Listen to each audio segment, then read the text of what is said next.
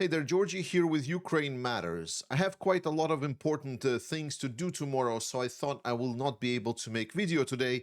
But apparently the 28-point peace plan has dropped like a doozy on top of our tables.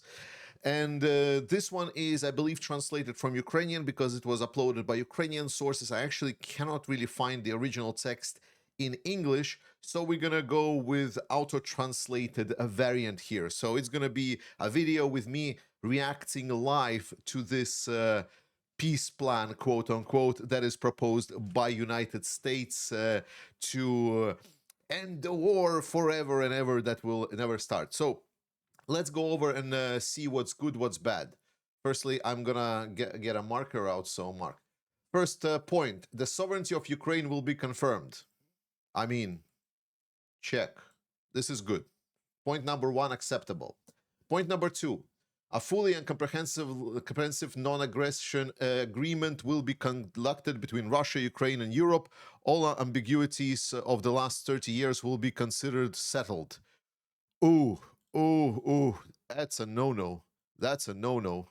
Like, basically, that's essentially saying is like no war crimes, nothing that happened in the last 30 years between Russia and Europe, all of the debts, everything that's like, oh, there's like so much that is in this point. Like, you can stack, like, if anyone that understands legal documents, that like this one point is already like a big no-no, like a red flag.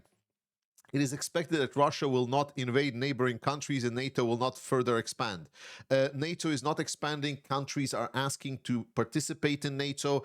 I don't understand why NATO would actually agree to this plan, because this agreement with NATO not only sabotages Ukraine, but also sabotages other countries of NATO. Like, why? Why are we even considering this? It's a stupid point. Basically, this ruins everything. Number four, a dialogue between Russia and NATO will be held with the United States acting as a mediator in order to resolve all security issues and create conditions for de-escalations to ensure global security and increase opportunities for cooperation and future economic development. I mean, this is I want to put what color I can put here. I'm gonna put brown color here because this is just shit. You know, it's like it's a nothing burger. It turns out yellow, but whatever. It's a nothing burger. This is an empty point. Ukraine will receive reliable security guarantees. Okay, fair enough. Fair enough. Well, why it cannot be part of NATO though? The strength of armed forces of Ukraine will be limited to 600,000 personnel, basically halving their current status. Big red, no reduction of forces of Ukraine, no limitations of force. This is limiting sovereignty of Ukraine.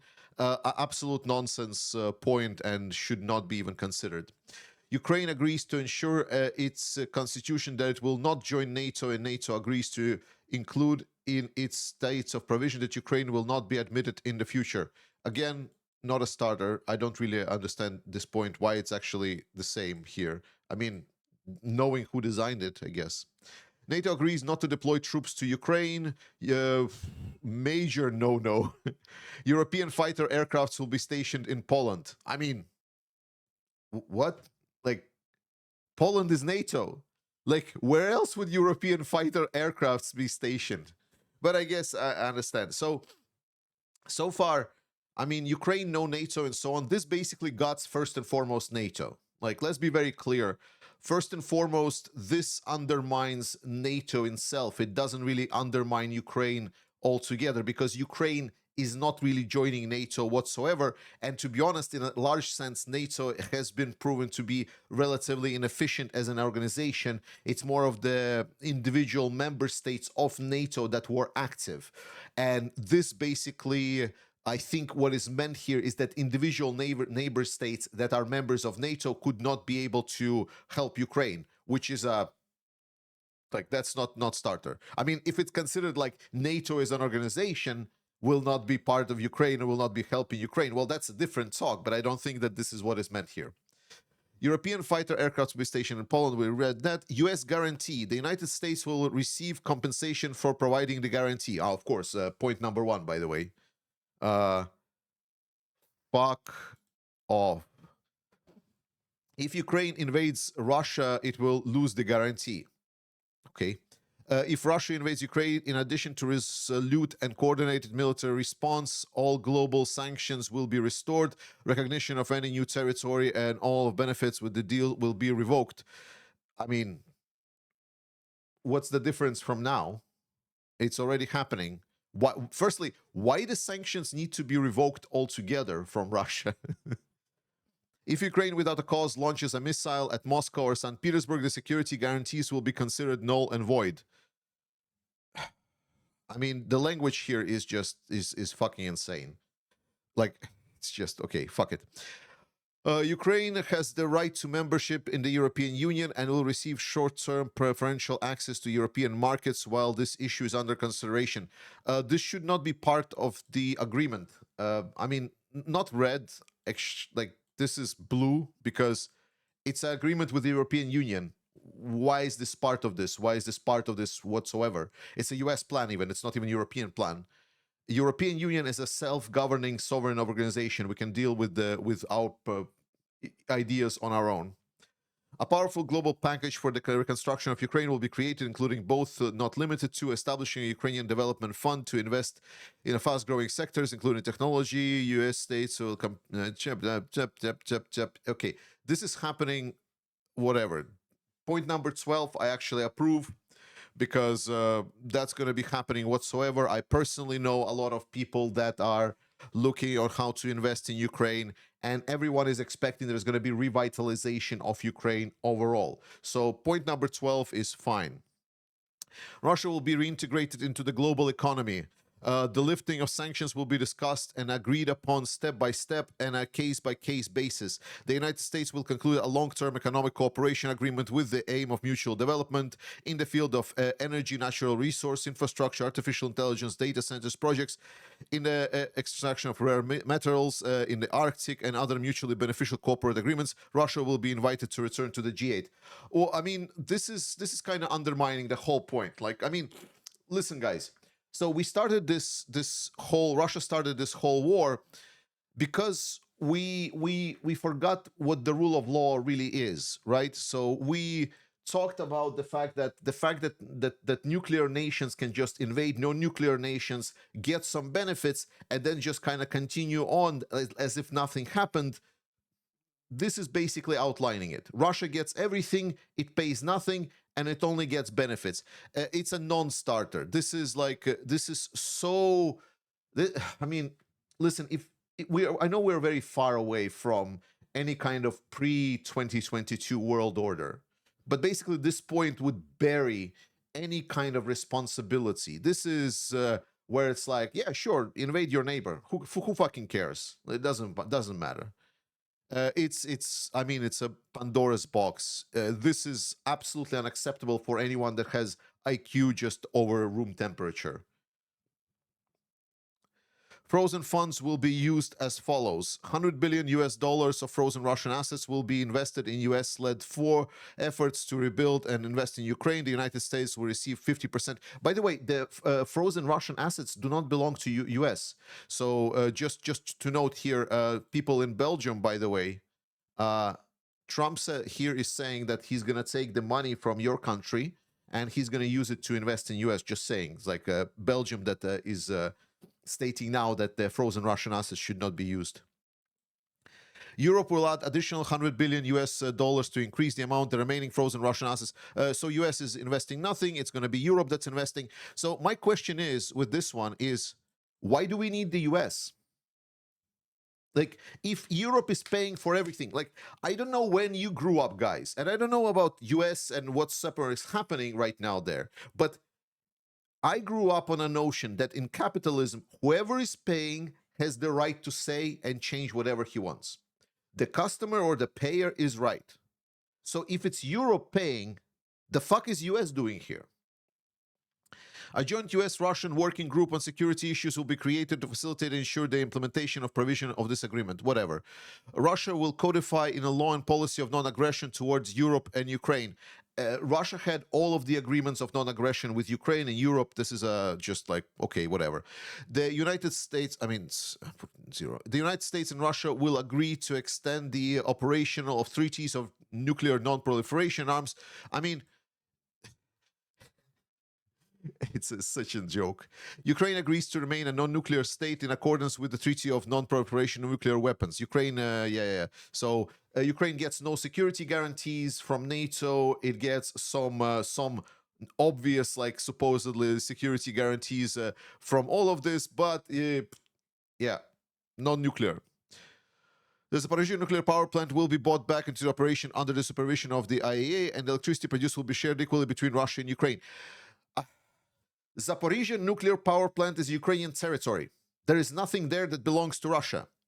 In this point, so far, not a single thing that Russia gave up. Ukraine here is just forced to give up essentially everything, at least until we give so far.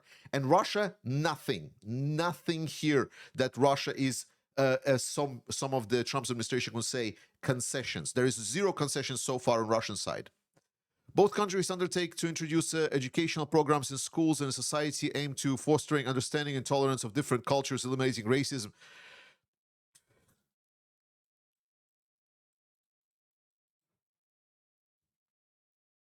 What? Nazi. So basically, this is the denazification part. Russia is putting in a denazification.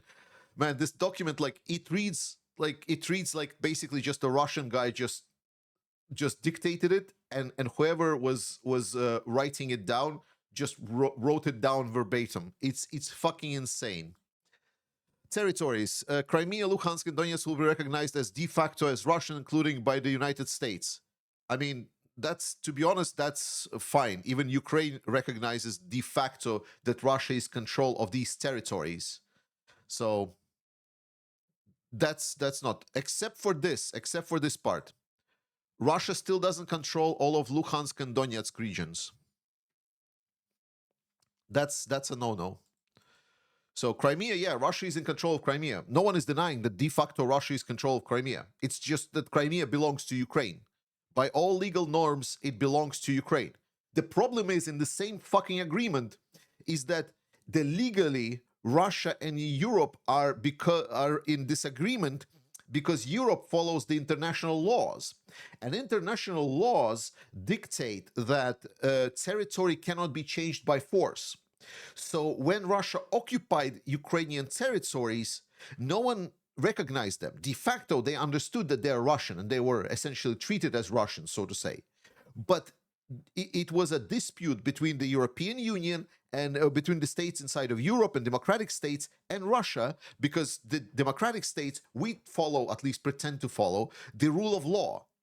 So when they state that there's not going to be any dispute between Russia and the Western countries, we basically are stating is like, no, it's fine. Like, it states here that it's going to be recognized de facto. But if there is not going to be any, like, because at which point it was, if there's not going to be any mutual disagreements between the last 30 years, that means that whatever Russia did doesn't matter. So it basically, this document overwrites itself. So it would be recognition of these controlled territories actually fully legally Russian. Kherson and Zaporizhzhia will be frozen along the line of contact, which will mean de facto recognition along the line of contact. Yeah, so the same as previous. Again, Russia renounces other agreed territories that it controls outside the 5 regions. Sure. How about denouncing all of the illegally controlled territories, by the way? Ukrainian forces will withdraw from parts of Donetsk region that they currently control, and this withdrawal zone will be considered a neutral demilitarized buffer zone, internationally recognized as territory belonging to the Russian Federation. Russian forces will not enter this demilitarized zone. I mean, the language here is fucking fantastic. So it's going to be international territory, but it's going to be Russian territory, and Ukrainians will withdraw. It's fucking insane. So basically, so this whole part read like, so Russia promised that they will not go and invade territories that don't belong to her if Ukraine will withdraw from territories that Russia cannot capture, so then it will not capture these territories. It's like, Like, this is like 17,000 red flags here. 22. After the future territorial agreements are agreed, both the Russian Federation and Ukraine undertake not to change these arrangements by force. Any security guarantees will not apply in the event of violation of this obligation. Sure, whatever.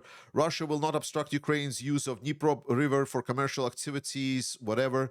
A humanitarian committee will be established to resolve outstanding issue. By the way, Russia will will 100% obstruct Ukrainian things, because Russia doesn't give a shit about agreements. Russia has not respected a single agreement it put its signature. Russian signature is worth nothing unless it is enforced.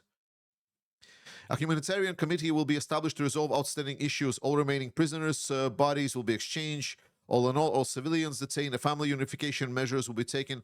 I mean, this is fine. I would add only one thing here.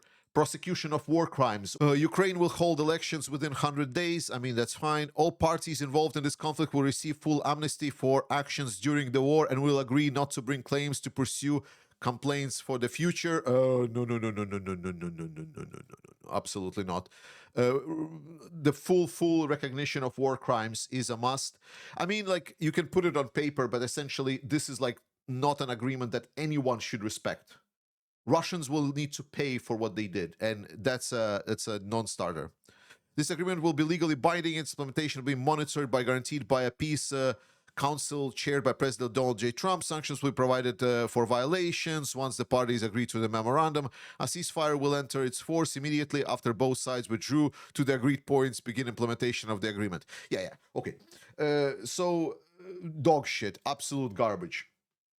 I mean, you can talk here about certain points. I think the best thing that Zelensky administration can do right now, and I believe this is what they will be doing, is essentially trying to start talking about every single point of this plan, saying it's like, yes, sure, we're totally in a big things that you are considering talking about the end of the war. We're welcome it.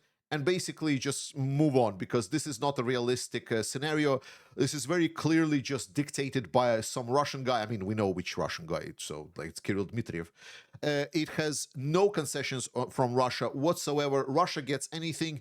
Russia gets punished nothing. It gives away nothing, and it gets everything, plus every sanctions and everything will be lifted. And essentially, there is no penalty for war crimes, invasions, nothing. There is no dignity. We are basically cocking ourselves, democratic world, and the whole rule of world. We're making a joke of pretty much whoever we are, and it spits into the memory for what my ancestors were fighting for, and the democracy that got me into position where I am now, and that I'm grateful for right now.